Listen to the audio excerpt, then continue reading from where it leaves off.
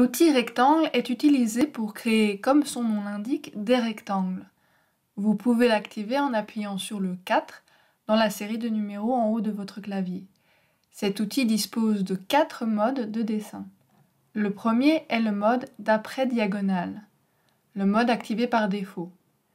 Cliquez une fois pour insérer un premier coin du rectangle et cliquez à nouveau pour placer le coin opposé. Gardez la touche Maj enfoncée après le premier clic pour créer un carré dont tous les côtés sont égaux.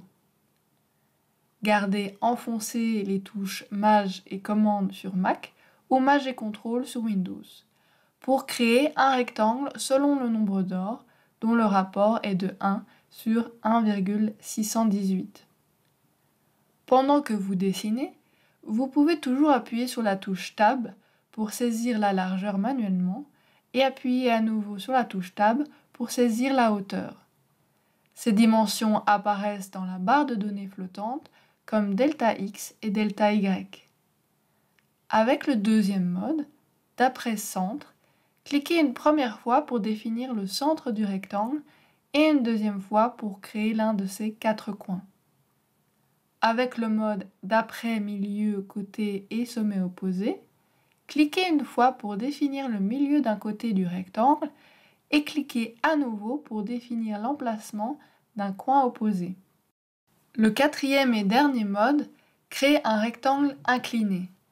Les deux premiers clics définissent la longueur et direction d'un des côtés du rectangle et le troisième clic définit sa largeur. Dans la palette Info Objet, vous avez la possibilité de modifier la largeur et la hauteur du rectangle manuellement. Vous voyez ci-dessous les coordonnées X et Y du rectangle dans le dessin.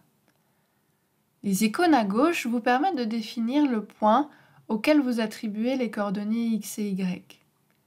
Par exemple, si vous définissez la position du centre du cadre de sélection en indiquant 00 pour X et Y, le centre se déplacera au centre du dessin. Si vous choisissez de positionner le coin supérieur gauche, il se déplacera au centre du dessin si vous attribuez toujours une valeur de 00 à X et Y. En dessous, vous verrez la rotation de l'objet, similaire à celle d'autres objets dans Vectorworks. Gardez à l'esprit que la largeur et la hauteur seront échangées si le rectangle est pivoté au-delà de 90 degrés, pour que la largeur représente toujours le côté sur l'axe X et la hauteur le côté sur l'axe Y. En dessous, vous voyez les détails du rectangle, son rapport, son périmètre et sa superficie.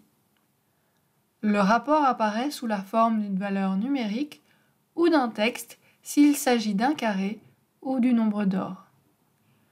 L'outil rectangle dispose également d'un mode extrudé que vous ne voyez qu'en 3D et non en vue plan 2D.